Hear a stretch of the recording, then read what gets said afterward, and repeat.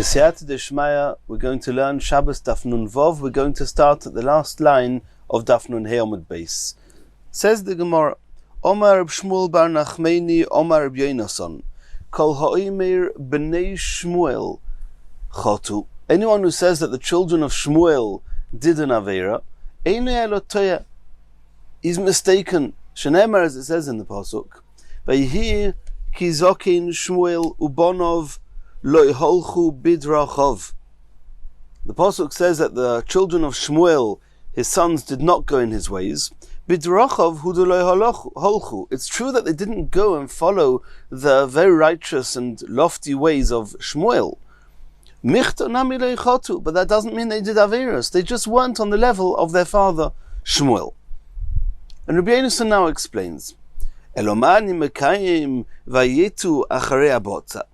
Does the pasuk not say that they turned around, they were not straight because of monetary gain, bribery, sheikhad, and ivus adin? Says the Gemara, there was something they did that was not exactly like what their father did, and there was some turn or there's some seeming monetary gain in it, and that's why the pasuk says that they turned away and vayitu acharei abotza, but not that they actually did an Aveira. Shmuel,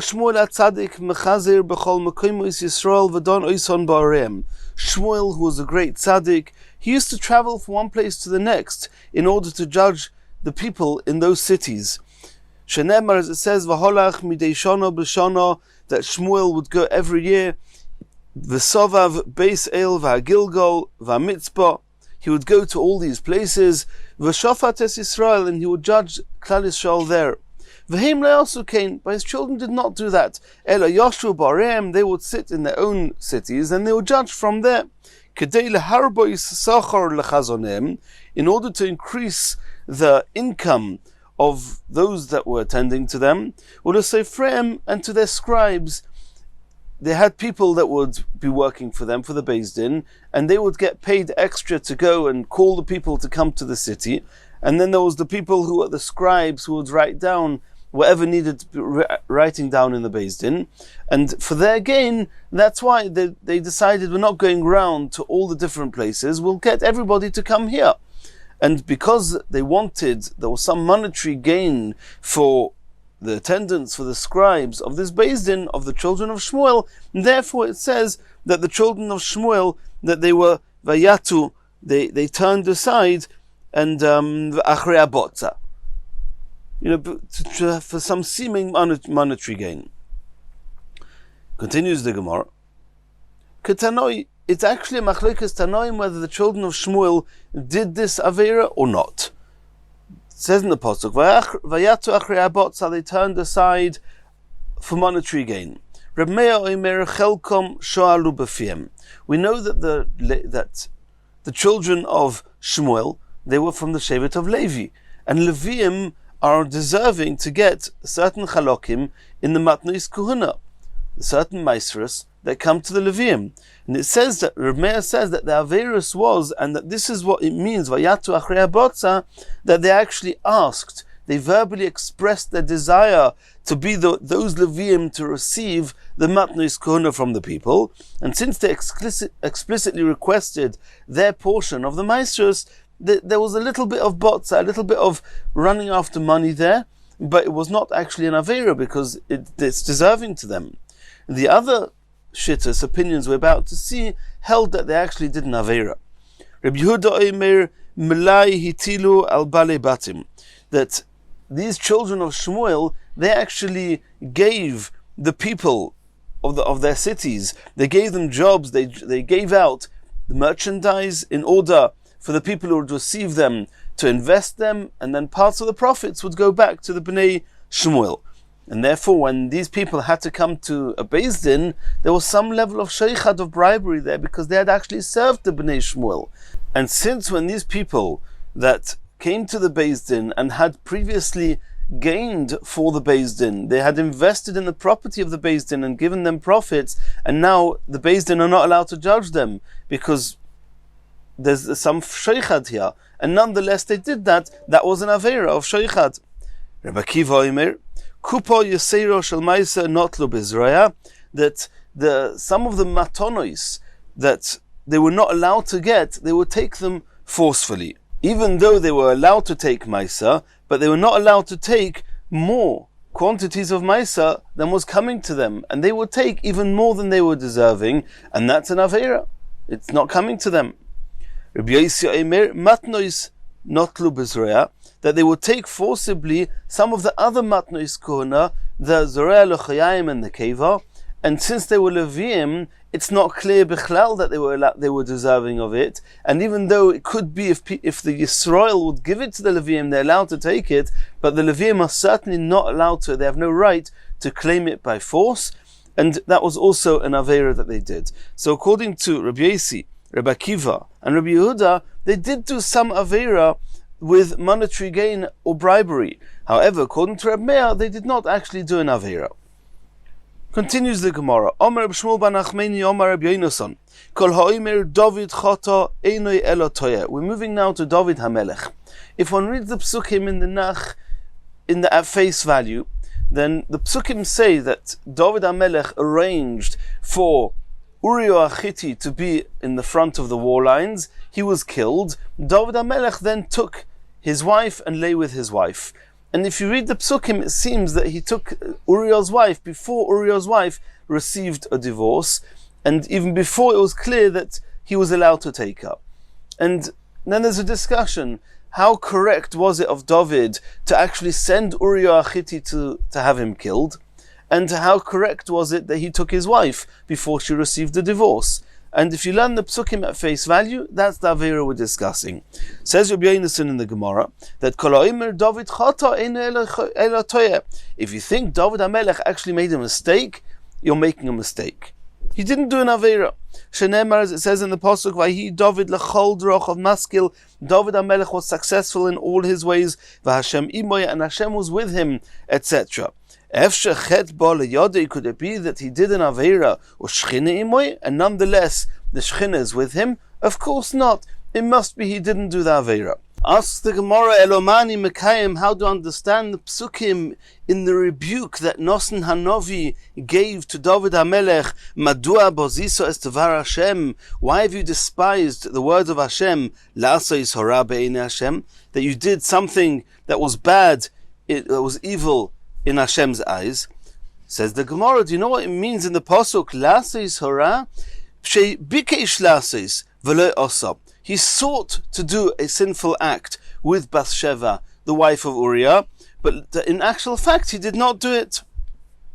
And the Gemara is going to prove this. Omar Rav, Rebbe de Osa Medovid, Rebbe, who was a descendant of David HaMelech, Mahapeich v'dorish b'schusei to David, he would expound the psukim, he would explain the psukim in a way that would be in defense of David HaMelech, and he explained as follows: Madua boziso es devar Hashem la'aso yisora. The pasuk that says, "Why have you despised the word of Hashem to do that which is evil?"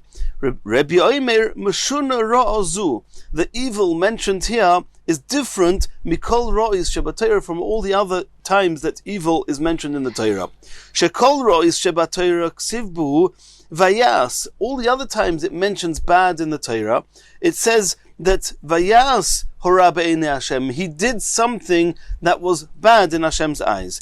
V'kan here ksiv lasois. It says to do evil, not that he did evil. And what does that mean? Shebikesh lasois v'lo osa. That David HaMelech merely sought to do it. He entertained the idea of doing that act, which would have been an avera, but in actual fact he did not do it. Now Rebbe is continuing to explain the psukim that Nosan Hanovi was rebuking David HaMelech. It says, "Es Uriah Hittite hikisal b'cherev." You struck Uriah Hittite with a sword. And that seems to be an avera, that seems to be accusing David HaMelech of murdering Uriah Hittite. Says the Gemara, "Shehaya lecha ledoinoi b'sanhedrin v'lo danta." Whether he actually was a murderer or not, whether he killed him, of course not. But the claim that was against David was just, you should have judged him in the Sanhedrin, and you didn't. And now Nosan Hanovi is continuing and saying, and you took his wife as a wife, And that seems to be charging David HaMelech with znus. He took an Eishes Ish. Says the Gemara, Likuchin yesh lecha bo. When it says Ves ishtoi lokachto lecha isha, it means that you did a kiddushin, a valid kiddushin with her. A valid kiddushin you can't do with an Eishes Ish. So the pasuk is actually proof to us that David HaMelech did not do the Aveira. And when he took her, she was actually able to legally get married, and she was no longer an Eishes Ish at that point. Rabbi Yonason is now going to explain how could it be that she was not an Eishes Ish. She was married to Uriah Achiti at that time. Because Rabbi Yonason said, whoever goes out in the wars that were led by David HaMelech, Kosev get krisus leishtoi, he writes a divorce to his wife. Shenemar, as it says in the pasuk, ve'esasoro charitze hecholov ha'ele, and bring these 10 cheeses. Tovi lesar ha'olef, bring it to the captain of the thousands. Ve'esachecha tivkoid l'shalom, and look into your brother's well-being. Ve'esarubosom tikach, and ascertain their safety. Arubosom is referring to their safety. Says the Gemara, my arubosom, what is meant by their safety? What was the pasuk alluding to? What was the pasuk referring to here?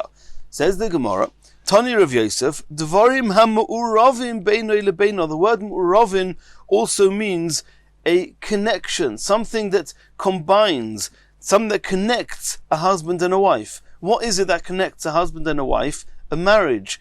So he said that before you go to war, take with you and make sure you leave behind, so to speak, a divorce.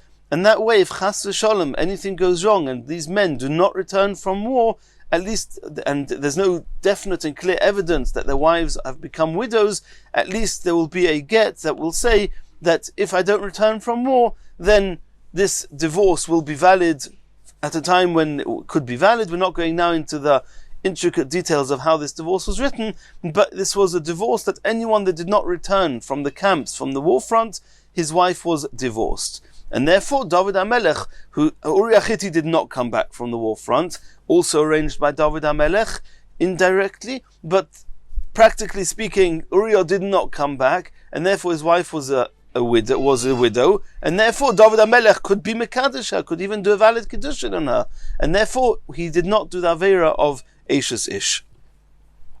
And now Rebbe continues to explain the rebuke of Noson Hanovi. V'oisoi horagto b'cherev b'nei Amoin, and you, so to speak, David, have slain Uriah Achiti with the sword of Ammon, because that's what David HaMelech did. He sent Uriah to the war with Ammon in the hope that somebody in Ammon would kill Uriah Achiti. Says Rebbe, do you know how to understand that? Not that David was held responsible for killing him. No, but what David did is he is as guilty as what Ammon did. Or so to speak, as guilty as David is for what Ammon did, he's that guilty for what he did. In the same way as it's clear that David HaMelech is not going to be punished for those people that Ammon killed, so too, Af Uriah Achiti Iatonena Shalov, David HaMelech is not going to be punished for the fact that in the war, Uriah Achiti was killed. Asks the Gemara, Maitam, why indeed was he not responsible for causing Uriah to be killed? Says the Gemara, Moirid b'malchus hava. Actually, Uriah was a rebel against the king, and somebody who's Moirid b'malchus is chayiv misa. He's deserving of death. Where do we see in the pasuk that Uriah was Moirid b'malchus? The Omar Lei, because David HaMelech said to Uriah, he gave him an instruction to go home, and Uriah explained that the reason I didn't listen to you was the Omar Lei.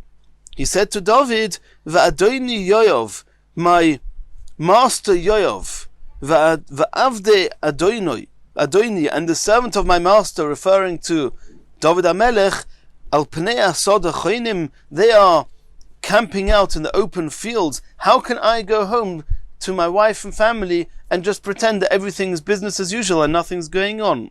And the fact that he called Yoav Adoini, my master, in front of David HaMelech, who was the king, that was a rebellion on some level against the Melucha, and therefore he was Chayiv Misa. Continues the Gemara. Omar Rav, ki ma'aynas bei bedovid le mishkachas bei bar mid'uria. And here it seems to be a little bit different than Mefarshim explained to what we just saw now. We just saw now in the Gemara from Rebbe that David was not held responsible at all for the fact that Uriah was killed.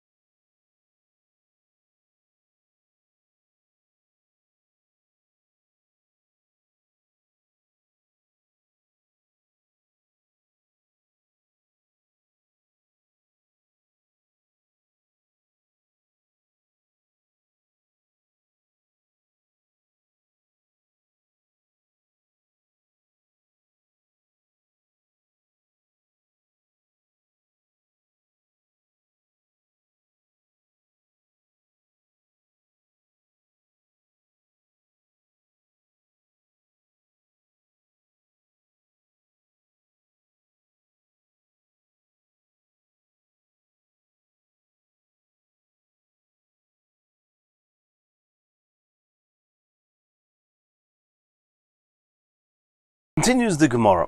We saw till now that it's possible for tzaddikim gemurim, completely righteous people, to be punished if they can be held responsible for the averos of the Rishonim if they did not rebuke them or protest what they were doing.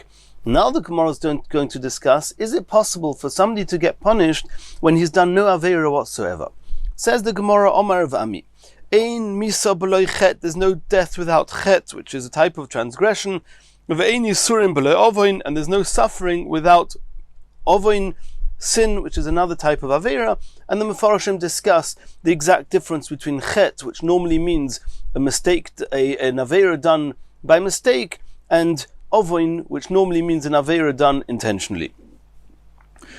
So now we're going to explain what's the source of this. Ein misa b'loi chet, what's the source that there's no death without chet? T'chsiv, it says in the pasuk, hanefesh hachitas hi tomus, only the nefesh, the spirit, or the soul, or however you want to translate the nefesh, it's the one that sins, is the one that shall die. Ben lo yisa b'avoino of, a son will not have to be held responsible for the averos of their father. V'ov lo yisa b'avoina ben, and the father will not be held responsible for the averos of the son.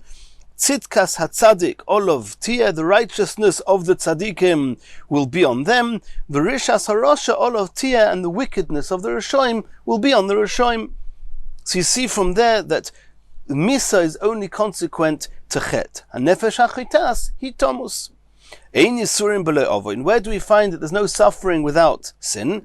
It says in the pasuk, ufokadati b'shevet pishom. My response to pesha, which is transgression, is going to be with a visit from the rod, a shevet. U'b'negoim avoinom, and the response to avoinos is negoim, is plagues. So we see that suffering is only consequent to negoim and pshoim. Continues the Gemara. Meisvei. We're now going to challenge what Reb Ami said, that ein misa b'loi chet ve'ein yisurim b'loi ovoin. Omru malachi ashoros lifnei HaKadosh Baruch Hu. The malachi ashoros, the malachim, they said to Hashem, Ribono shel olam, mipnei ma konasto misa al Odom Rishon. Why did you decree the death penalty on Odom Rishon? Omar Lem, Hashem said to these malachim, mitzvah kalot zivisiv, I gave them one easy commandment, and that was not to eat from the tree of knowledge. V'ovar Allah, and Odom Rishon transgressed. He transgressed the avera, and therefore he's deserving of being killed. Omru loy v'haloi Moshe v'Aaron shekimu kol ha'Torah kula v'meisu. Moshe Rabbeinu and Aaron HaKohen, they did keep the whole Torah. It wasn't a single avera that they transgressed. Why did they die? Omar lehem, Hashem said to them, Mikra echod letzadik v'lerosha latoiv v'goimer. And the pasuk there says that the single punishment, the single event, which is referring to death, it happens to everybody, to the righteous and to the wicked, to the good, to the pure, to the impure, to everybody. From after Odom Rishon, everybody is going to go through death. So you see here explicitly in the Gemara that it's possible to have death even without an Avera, like Moshe and Aaron, and this seems to contradict what Rav Ami said, that Ein Misa B'loi Chet. Answers the Gemara, Hu de Omar ki hai Tana. Rav Ami holds and is following the following brisa, the following Tana. The Tanya Rav Shimon ben Elazar Omer, Af Moshe v'Aaron b'cheto meisu. Even Moshe and Aaron, and we cannot understand this. This is tremendously great madrigas and very, very subtle points. And as some tzaddikim say, halavai, that our mitzvahs would be like their averos. But it says there in the pasuk, Yan lo ye'emantem bi, that Hashem said to Moshe and Aaron that you did not believe in me, and that's referring to when they hit the rock instead of speaking to the rock. You have to learn it like the following brisa. All these mizbechos, these altars that were built for avodah zaros, that were facing Yerushalayim, they were on the right of this mountain. That Shlomo Melech built in Eretz Yisrael, la'ashtoros, Shiketz Tzidonim, that Shlomo Melech built these Mizbeach for Ashtoros, which was the Avodah Zarah of Tzidonim. So you see here that it was Yeshayahu HaMelech that destroyed those mizbechos. And the Gemara is asking, Rabbi Yossi is explaining, Efsher bo osa, could it be that the Melech Osa, who was a tzaddik, who destroyed the avodah zaros that were in Eretz Yisrael at the time, and he lived after Shlomo HaMelech, could it be that Osa came v'loi biarom and did not destroy those mizbechos? Yehoshaphat, and afterwards came Yehoshaphat, who was also a great tzaddik and also destroyed the avodah zaros v'loi biarom, and he didn't destroy them. Ad shebo Yoshiyahu ubiarom, and it was only when Yeshayahu came and he was the one that destroyed these mizbechos. It can't be. All their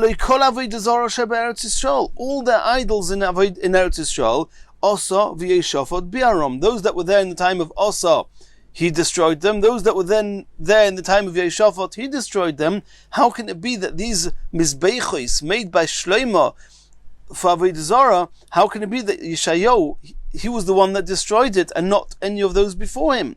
Elo, the pasuk means to say not that Yeshayahu destroyed them. And those mizbechos, they were there, we'll soon see in a minute who built them. They were attributed to Shlomo HaMelech, and they were there, and it was Osa that destroyed them. But the destruction was attributed to Yeshaya. Let's see how. Elo makish rishonim lachronim. The pasuk wants to compare the rishonim, referring to Shlomo HaMelech, who was first, and the achronim to Yeshayahu, who was last, who was later. Ma achronim loy osu. In the same way as it's clear that Yeshayahu did not break those mizbechos. V'tolo bohen l'shvach, and nonetheless that he was praised for destroying the avodah zaros, and that was because he did his best to destroy everything he could get his hands on. In the same way, like Afrishonim, so to Shlomo HaMelech loy osu, even though he was not the one that made the mizbeach, v'tolo ben lignai, but nonetheless it was attributed to him. It was a disgrace to him, and it was attributed to him, but he did not build it. Who built it? It was his wives. It was those wives that built it, and it was as if Shlomo built it, but he didn't build it. Who destroyed them?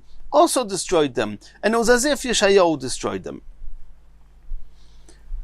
Asks the Gemara, V'oksiv vayas Shlomo hora b'einei Hashem. Does it not say that Shlomo HaMelech did evil in the eyes of Hashem? Says the Gemara, no.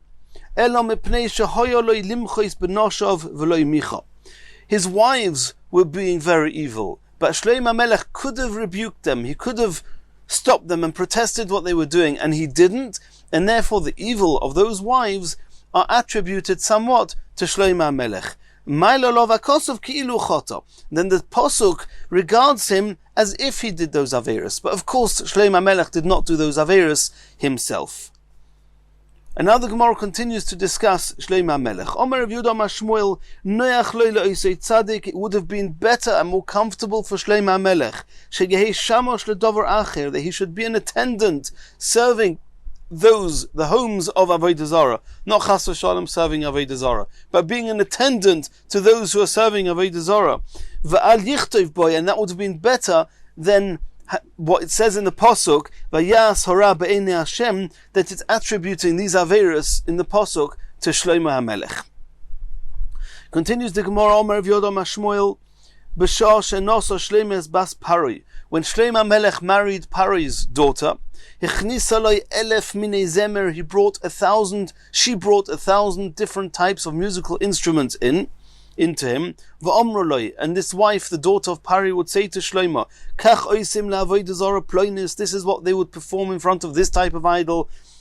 V'kach oisim la'avodah zarah ploinis, and this is what they would do to a different type of avodah zarah. V'loi michabo, and Shlomo HaMelech should have protested against her. We don't give any interest in avodah zarahs. We don't do things that they do for avodah zarah.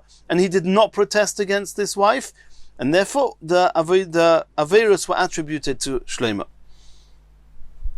Omar Rav Yehuda Amar Shmuel.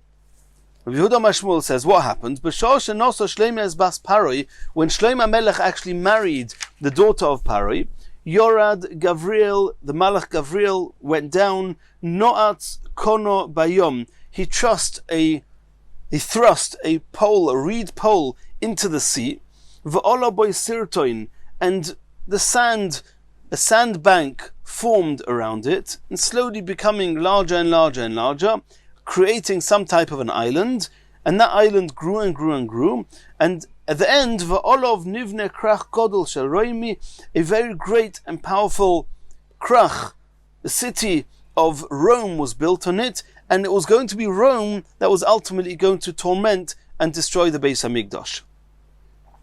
B'masnita Tana, in a brayso we learned that Oisay Hayoim, that day, shehichnis Yerovam shnei eglei zov, when Yerovam did the Avodah Zarah, and we already saw before that this was to do with something that David HaMelech had done, that he'd received, or at least partially received, the Avodah Zarah of Tzivya against Mephibosheth. Then what happened? Echad beveis el ve'echad bedon. Then when Yerovam put one of these calves they were idols, one of these calves he put in Beis El and one of them in Don, what happened? Nivnet tzrif echad, a little hut was built on this island, on this sirtoin that was there after Gabriel put the reed into the sea. And then slowly from one little hut it became another hut, another home. It grew and grew and grew. V'zeu Italio shel Yovon, and this became the Italio shel Yovon, and was part of, and the Gemara in Avodah Zarah explains, this became part of Rome, and it was Rome afterwards that tormented Klal Yisrael for a long time. Continues the Gemara, and this is the final one of those tzaddikim that one could mistakenly think that they did an Aveira, and in fact they didn't. Now the Gemara on Daf Nun Vav Amud Aleph, when we had the simon, on Daf Nun Hey Amud Beis, when we had the simon, it doesn't say Yoshio, it says V'yoyosh. But there the Mefarashim say that it seems to be a mistake. It shouldn't say Yoyosh, it should say Yoshio. So says the Gemara, Omar Shmuel bar Nachmeni, Omar Yonason. Kol ha'omer Yoshio choto, anyone who says that Yoshio did the Aveira, Eine Elotoye, is mistaken. Shenemar, as it says in the Pasuk, Vayas Hayoshor Be'inei Hashem, that Yoshio HaMelech was very righteous and did what was straight in Hashem's eyes. Vayelech b'chol derech David Oviv, and he followed his ancestor David in all his ways. So you see, it didn't do an Aveira. So Rabbi Yonason continues, Elomani Mekayim, how do we understand the Pasuk that says, V'kamoyhu lo hoyo lefonov melech asher shav v'goymer, that before him, before Yoshio, there was no king like him who returned to Hashem. He did tshuva with his whole soul and with all his possessions. So you see here clearly that it seems that Yoshio did do an Aveira, and that's why he had to do tshuva. So how can you say he didn't do the Aveira? Answer the Rabbi Yonason, Shekol dinin shedon mi ben shmoino ad shmoina esrei, on all the cases, the court cases that Yoshio judged from the age of 8 until the age of 18, hechziron lohen, he returned the money. If he said, if Reuven had a din Torah against Shimon, and he ruled that Reuven has to pay Shimon, then he returned from his own money to Reuven, whatever he made Reuven give Shimon. Shema toima notal mizeh v'nosan nezeh. Are you going to say that he took money from the winning party and gave it back to the losing party? Talmud leima b'chol ma'oidoi. He did it with all his own possessions. Shenosan lehem misheloi. He took his own money and gave it back to the losing parties. Brought out that Moshe and Aaron did not do any Averas, and they just died because mikra echod letzadik v'lerosha, and it would seem that both these Tanoim hold that it's possible to die without sin. The Malach Ashoros in that brisa held that Moshe and Aaron didn't do an Avera, and over here in this brisa, Yishai didn't do an Avera. Yishai and Binyamin, etc., all four didn't do Averas. If it's the same Tana, so why did our Tana just mention these four, Binyamin, Amram, Yishai, and Kilov? Why didn't it say Moshe and Aaron as well? So clearly that this brisa is not following the brisa with the Malachi Asharis, because Moshe and Aaron are not mentioned here. Elolav Reb Shimon ben Elazar. It must be following Reb Shimon ben Elazar that said that Moshe and Aaron died consequent to some type of claim on something that they did, a type of Avera. Elolav Reb Shimon ben Elazar. Ushma mino. And you see, continues the Gemara, Pligi de Rav, Rabbi Yonason seems to be arguing with Rav. Rabbi Yonasan said that Yeshayahu did not do an Aveira. And Rav said, the Omar Rav, Ein lecha godil bebali tshuva yosem Yeshayahu b'doiroi ve'echod b'doireinu. Rav said there's no greater Baal Tshuva, somebody who did tshuva after having done an Aveira, no one greater than Yeshayahu in his generation, and one in our generation. So you see clearly that Yeshayahu was a Baal Tshuva. He must have done an Aveira before. That's Rav's opinion, not like Rabbi Yonasan. Umanu, this one in our generation that Rav said, who is this great Baal Tshuva in the generation of Rav? Says the Gemara, Abba, somebody called Abba, Avua de Rabbi Yirmiyah ba'Abba, the father of Rabbi Yirmiyah, the son of Abba. He was this great Baal Tshuva in the generation of Rav.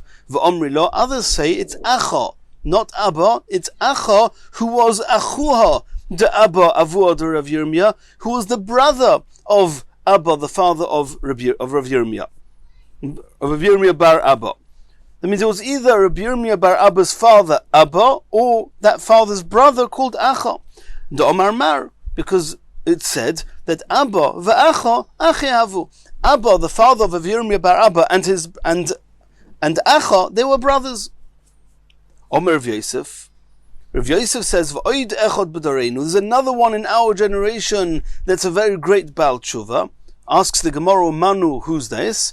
Says the Gemara, Ukva bar Nechemya resh Gelusa. Ukva, who was the son of Nechemya, who was the head of the Galus. V'hainu, and this Ukva was Nosan Tzutzisa. He's somebody known as Nosan Tzutzisa, who had done a terrible Aveira, and Hashem accepted his tshuva. He was a very great Baal Tshuva in that generation. Omer Rav Yosef says, Hava Yosivna b'Pirka.